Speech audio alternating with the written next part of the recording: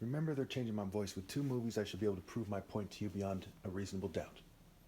One, Alice in Wonderland, should be on the screen right now, and two is Clueless, with Alicia Silverstone, I believe her name is. Now, when we see the Alice in Wonderland picture with the funny looking characters, one's called the Mad Hatter, and he is unfocused. But unfocused how? His brain cognition slightly thrown off from sabotage and editing videos, from provocation and shunning? Or is he unfocused because he has grasped the essence of Western culture and it has not allowed him to be focused and has made him unfocused? And on the same token, we look at Alice in Wonderland. She is also unfocused. She's unfocused compared to the bare minimum someone needs to be focused. So if we were to argue that she's genetically a kind of airhead of sorts, a curious airhead, a gullible airhead, a naive airhead, then we must know either way that she is unfocused. And if everyone is like her, a democracy will fail. We know that she's not focused because she is not morally intense. She doesn't have a sound argument that transcends the psychological construct, all the nations' cultures, all the races' cultures, a universal moral argument.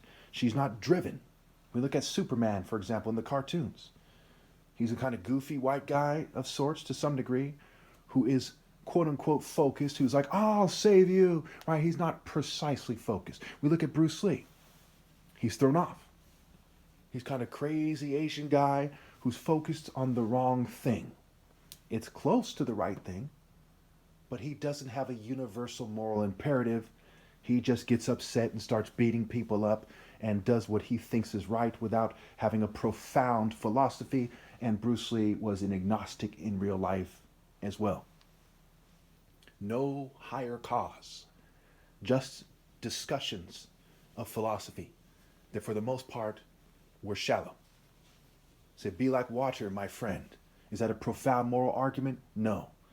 Is that going to address your oppressor? No. That is simply a martial art argument on a basic level of how to think in a way that makes you a more effective martial artist if you're a secular or profane martial artist. Non-transcendent. If you want to transcend this world and be morally great, would you be like Bruce Lee? No.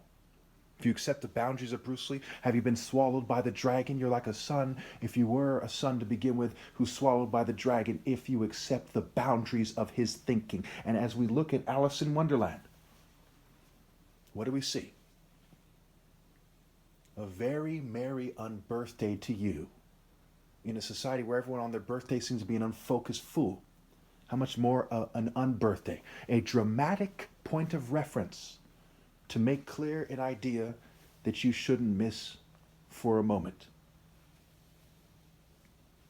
Ladies and gentlemen, should the most righteous guy that ever lived be shunned by Alice in Wonderland types? Clueless types? Nicki Minaj's, Cardi B's? Melania Trump's? People with that character, those characteristics? Token minorities from here and from abroad? Thug chicks with herpes and all kinds of unsavory conditions from their bad judgments? Women who are divorced in a society with a 50% divorce rate? Should I suffer from a lack of reciprocated love because you didn't raise your daughters right? Because they didn't transcend your poor raising methodology? You know, in regards to how they're raised, the methodologies you've used as individuals, as groups to raise your children, and your silly group rules, your mere human rules, customs, and traditions, when your own Bible says they're garbage. Should I have to suffer because people are like Mad Hatter, Alice in Wonderland flamingos when she's trying to play golf, or whatever game she's trying to play at that point, type of idiots?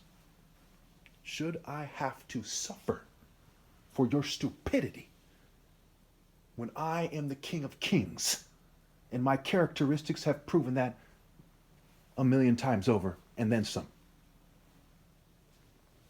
Certainly you are a cruel, selfish worm if you think that I should suffer. It reminds me of the movie The Boondock Saints. He says, never will innocent blood be shed, but the blood of the wicked will flow like a river. The three will spread their blackened wings and become the vengeful striking armor of God. The vengeful striking armor in harmony with God. So truly I tell you, if the society was decent, never would the most righteous man be shunned, not even for a moment. But those who are quick to conform, to be masons and cops and military and social clubs and frats, those who are quick to be gangsters with no higher cause, quick to be rock and roll people, those masses of you stupid lemmings, you'll be shunned with the best of them until you grow the fuck up and transcend this test that would never allow for someone with sense to fail. You senseless fools. Think about it. Every day, some chicks have nice tits, nice ass, a nice figure. They're jogging. They're dressed in a sexy corporate outfit. And they're less than Alice in Wonderland fucking fools with not a speck of heart. Almost all of them, if not all of them, have read or have heard or have seen the movie Romeo and Juliet. But do they understand? No. Because their naturalist intelligence is low. Understanding nature and reading nature and understanding things of nature and naturally. Their existential intelligence is low. Understanding why we're here and your actions that reflect that understanding. The actions tell us that these things they score low. We know by their life choices. The Bible says the Lord weighs the heart, the motives. We know by their paths and the way about them. Doesn't take Sherlock fucking Holmes or the top martial artist ever to figure it out. Their intrapersonal intelligence, how well they understand themselves. You think when someone's a dumb bitch, if they understand that and they truly appreciate it, they're going to keep being a dumb bitch? No. So they score low there too. Their interpersonal intelligence, understanding others. You think you understand others, you're going to miss the most righteous guy ever by fucking far? No. So they score low there too. How many forms of intelligence can they be lacking to the fucking extreme before you admit they need to rally to me to be raised correctly? Shame on you if you don't know if I'm right. Shame on you if you do not know that I'm right. Logical, mathematical. Is it mere SAT questions? Or mere critical thinking class questions? Those things mean nothing. Did she take calculus or she's a math professor? This means nothing. Do the math where it matters most, or you score low in logical and mathematical as well.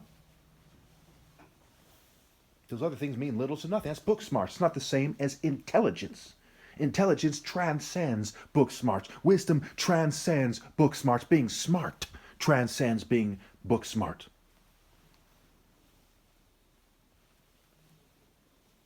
Spatial, how 3D objects relate in nature. So how do you relate to me, little girl? How does the sun and the moon, what does it tell you about the purpose of life? What do flowers and the ocean and the waves crashing on the beach? What is the breeze and the storm? They score low in spatial intelligence as well. Bodily kinesthetic, coordination. Martial arts is the best example of bodily kinesthetic.